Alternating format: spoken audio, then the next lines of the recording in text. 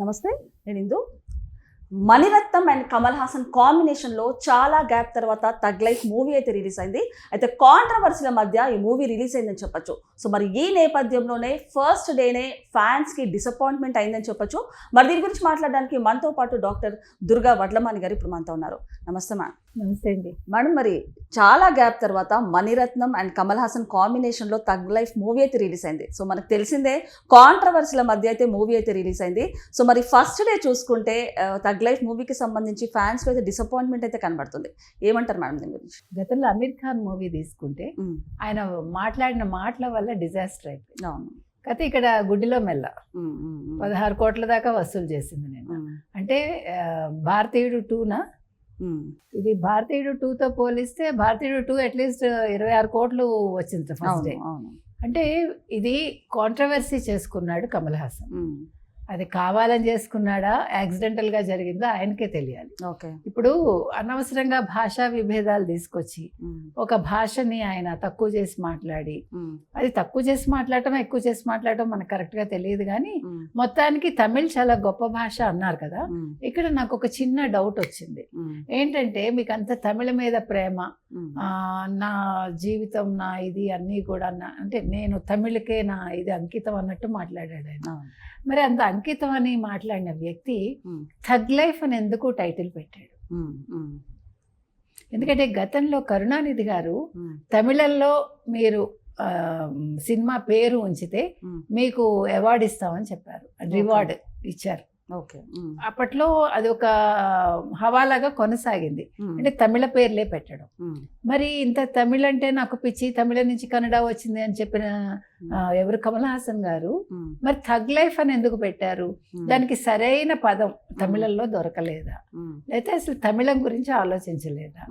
అంటే పైకి మనం మాట్లాడటం వేరు, ఇన్నర్గా మనకుండే ఫీలింగ్స్ ఏంటి అని ఒకటి. రెండోది, ఇది ఏమనుకున్నారు అందరూ కూడా, నిన్న తమిళ వాళ్ళు కూడా ఏమన్నారు, ముఖ్యంగా ఆయన ఫ్యాన్స్ అందరూ కూడా మీకు మేము సపోర్ట్ ఉన్నాము అంటే తగ్గేదేలే అన్నాడు ఆయన. సరే మీరు తగ్గకండి, మీరు క్షమాపణ చెప్పకండి, కోర్టు అడిగినా కూడా మీరు చెప్పక్కర్లేదు అన్నట్టు అందరూ మాట్లాడారు.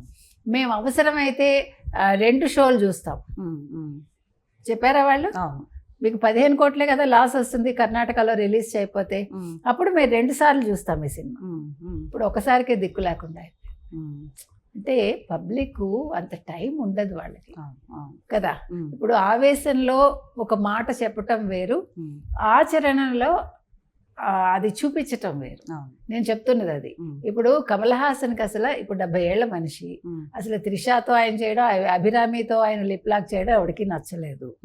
దానికి అభిరామి ఏదో నిన్న ఎక్స్ప్లెనేషన్ ఇచ్చుకుంది, అదేదో 3 సెకండ్లే ఉంటుంది, అది 3 సీన్స్తో అయిపోయిందా, 2 సీన్స్ ఏదో ఆవిడ ఎక్స్ప్లెనేషన్ ఇచ్చుకుంది.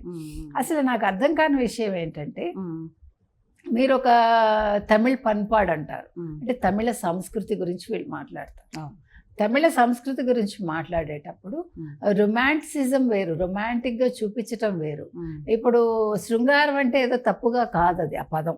యాక్చువల్గా ఒక ప్రణయానికి సంబంధించి అనుకోండి ఆ పదం. అంటే ఒక హీరో హీరోయిన్ ఒక దగ్గరగా ఉండడం, ఇలాంటివి చాలా అందంగా చాలా లాలిత్యంగా చూపించవచ్చు. అయితే మీరు తమిళ సంస్కృతి తమిళ ఇది అన్నారు కదా, మరి తమిళ సంస్కృతిలో ముద్దులు పెట్టుకోమని ఎక్కడ లేదు కదా. ఇప్పుడు మీకు ఎక్కువ కమల్ హాసన్ మూవీస్లో ముద్దులు ఉంటాయి. అసలు నీ కూతురు కంటే 2 ఏళ్ళు పెద్దదేమో త్రిష, మరి అభిరామి నీ కూతురు వయసా, మనకు వయసు తెలియదు ఎగ్జాక్ట్గా. ఆ పిల్లని నువ్వు ముద్దు పెట్టుకోవడం ఏంటి? ముద్దు పెట్టుకోకపోతే సినిమా పండదా? ఒక దగ్గరగా తీసుకుని ఒక చాలా అందంగా చూపించవచ్చు. నేను అంటున్నది అది. ముద్దు పెట్టుకోవటం వల్ల కలిసి వచ్చేది ఏమీ లేదు అక్కడ.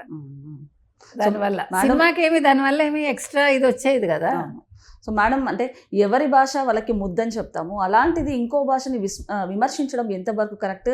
అండ్ అలాగే కేవలం కాంట్రవర్సీ వల్లనే ఈ సినిమా ఫ్లాప్ అవ్వడానికి రీజన్ అని చెప్పొచ్చు అంటారా? ఏ విధంగా చూడొచ్చు?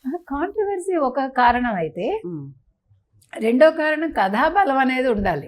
ఇప్పుడు పాత కథల్లోంచి తీసుకుని వచ్చింది ఇది, ఇందులో కథాకథనం సరిగా లేదు, బలంగా లేవు సీన్స్, మణిరత్నం మ్యాజిక్ మిస్ అయింది. ఇవన్నీ మనం నిన్న రివ్యూలన్నీ మనం చదివితే వచ్చిన విషయాలు. అంటే ఒక స్టేజ్ వచ్చాక వీళ్ళు సినిమాలు చేయడం మానేయాల కొంతమంది హీరోలు. ఇప్పుడు నేను చాలా తోపు అనుకుంటే అవదుగా, నీకంటే తోపులు ఉంటారు. అవును. నాలాంటి వాళ్ళు ఒక నలుగురు ఉంటే కమల్ హాసన్ లాంటి వాళ్ళు అన్నాడు ఆయన. నీలాంటి వాళ్ళు నలుగురు ఎక్కడి నుంచి వస్తారు? నీకు నువ్వు అనుకుంటే సరిపోదుగా. ఇప్పుడు అమీర్ ఖాన్కి వాస్తవాలు బాగా అర్థమయ్యాయండి. ఇప్పుడు మహాభారతం చేసేసి అక్కడితో నేను అలా యాక్ట్ చేస్తూనే చచ్చిపోవాలని ఏదో పెద్ద ఇంకొకటి మీరు గమనించండి, ఈ సింపతిలో ఒకటి చచ్చిపోతున్నాం. అనారోగ్యం అంటారు, ప్రమోషన్స్కి వచ్చి డబ్బులు లేవంటారు, లేదు నాకు ఇదే చివరి మూవీ, లేకపోతే ఇంకేదో డ్రామాలు. ఎందుకు ఈ సింపతి డ్రామాలు? కథ నచ్చితే ప్రజలు చూస్తారు. ప్రజలకు ఎవరి మీద ప్రేమ లేకపోతే తక్కువ ప్రేమ ఎక్కువ ప్రేమ ఉండవండి. వాళ్ళు కథ బాగుంటే చిన్న సినిమాలు కూడా ఎంత బాగా ఆదరిస్తున్నారు. ఇప్పుడు కోర్టు సినిమా తీసుకోండి, ఎంత మంచిగా హిట్ అయింది. బలగం సినిమా తీసుకోండి, ఎంత మంచి, అంటే మనసుకు టచ్ చేసింది. ఇప్పుడు కమల్ హాసన్ లాంటి వాళ్ళు ఆయన వయసుకు తగ్గట్టు మంచి పాత్రలు ఎన్నుకుని మంచి సినిమాలు చేయొచ్చు, తప్పులేదు. కానీ ఇంకా నేనే హీరోగా ఉండాలి అనుకుంటే మరేమో జీరో అవుతారేమో మనకు తెలియదు. ఏది ఏమైనా అనవసరంగా వివాదం కొని తెచ్చుకున్నారు, అనవసరంగా ఆయన అహంకారానికి వెళ్ళాడు, క్షమాపణ చెప్పలేదు. నేను ప్రేమగా అన్నాను, ప్రేమగా అనడం ఏమిటి? ఒకళ్ళు తిట్టేసి నేను ప్రేమగా తిట్టానంటే వాడు ఊరుకుంటాడా? లేదు ఒకటి పొడి చేసి నేను ప్రేమగా పొడిచానంటే వాడు బతికొస్తాడా? లేకపోతే నువ్వు జైలుకి వెళ్తాం మానేస్తావా?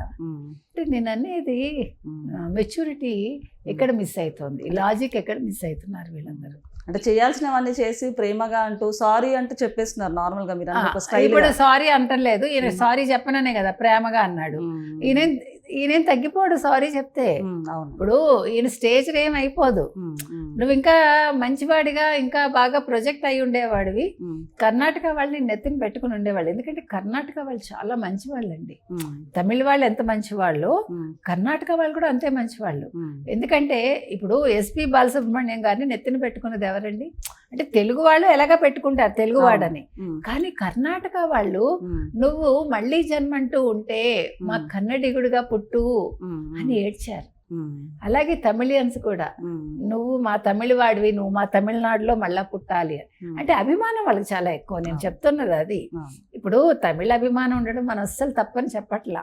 మీరు పక్క వాళ్ళని కూడా అనవసరంగా అనకండి. ప్రేమగా అన్నా ఎలా అన్నా వాళ్ళు బాధపడ్డారు కదా, సో నేను ప్రేమగానే అన్నాను, సరే క్షమించండి అని అంటే అయిపోయి ఉండేది. అక్కడితో ఆ గొడవ సమసిపోయేది. సినిమా దానివల్ల హిట్ అయిపోతుందా ఫట్ అయిపోతుందా మనం చెప్పలేము. అదే కొంచెం బాగుండేదేమో. ఇంకా ఏది ఏమైనా థగ్ లైఫ్ కి చేజేతుల కమల్ హాసన్ కూడా, అంటే అది హిట్ అవ్వకపోవడానికి కారణం కమల్ హాసన్ కూడా కొంచెం ఆజ్యం పోసాడు. ప్రజలు కూడా మణిరత్నం ఆ మ్యాజిక్ లేదు అని అనుకుంటున్నారు. సో మరి ఎవరో పుంజుకుంటుందా, వీకెండ్ వస్తుంది కాబట్టి చూద్దాం. సో మరి మేడం ఫైనల్ గా చూసుకుంటే అంటే కమల్ హాసన్ గారు కానివ్వండి, లేకపోతే రాజేంద్ర ప్రసాద్ గారు కానివ్వండి, మంచు మనోజ్ గారు కానివ్వండి, ఇలాంటి కాంట్రవర్సీ కమెంట్స్ చేసి స్టేజ్ మీద వాళ్ళ స్థాయిని కానీ తగ్గించుకుంటున్నారంటారా? అంటే ఒక మంచి ఫేమ్ ఉంది వీళ్ళందరికీ, ఇట్లాంటి కాంట్రవర్సీ కమెంట్స్ చేసి వాళ్ళు డీఫేమ్ అయ్యే ఛాన్స్ ఏమైనా ఉందంటారా? అంటే రాజేంద్ర ప్రసాద్ గారిని వీళ్ళతో కలపకూడదు. ఓకే, ఆయన కొంచెం మానసిక స్థైర్యం తగ్గింది కాబట్టి సరే మాట్లాడారు, ఆయన నేను క్షమాపణ చెప్పేశారు కాబట్టి అది అక్కడితో సమస్య పోయింది. మనోజ్ గురించి మనం చెప్పాం, నీ ఇంట్లో విషయాలు నువ్వు ఇంట్లో తేల్చుకో. మీరు ఇంకొకటండి, ఇంట్లో విషయాలు ఇక్కడ తీసుకొచ్చి సింపతీలు గెయిన్ చేయొద్దు, ఇంట్లో విషయాలు బయటకు తీసుకొచ్చి మిమ్మల్ని మీరు తగ్గించుకోవద్దు, ఏది అవసరం లేదు. మన వ్యక్తిగతం వేరు, వృత్తి వేరు కదా, ప్రవృత్తి వేరు. కాబట్టి అది ఏమనాలి, పారామీటర్స్ కావచ్చు, లేకపోతే గీతలు వాళ్ళు తెలుసుకుంటే వాళ్ళు ఎక్కడా కూడా మాటలు పడరు. అది ఓకే మేడం, నమస్తే.